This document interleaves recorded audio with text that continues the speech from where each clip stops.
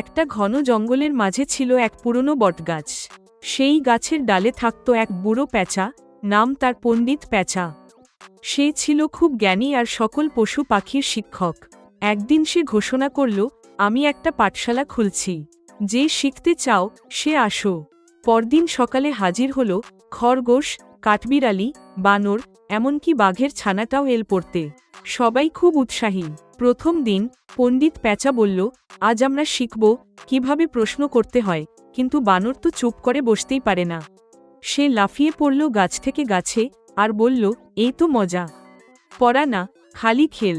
প্যাঁচা মুচকি হাসল। সে কিছু বলল না, ধৈর্যের সাথে শুধু বলল, আজ তুমি দেখো, কাল বলো। দ্বিতীয় দিন, আজ শেখানো হলো শ্রবণশক্তি কিভাবে বাড়ানো যায়। কাঠবিড়ালি কিছু না বুঝেই জিজ্ঞেস করল, স্যার, কান দিয়ে শুনলে চোখে কি দেখব?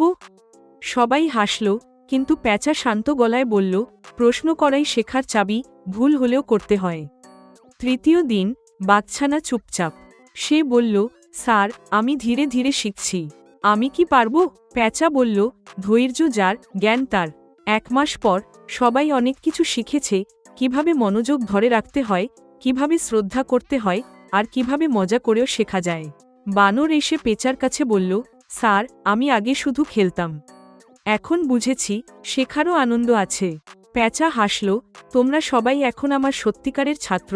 গল্পের শিক্ষা, ধৈর্য, শ্রবণশক্তি আর শেখার ইচ্ছা থাকলে যে কেউ জ্ঞানী হতে পারে।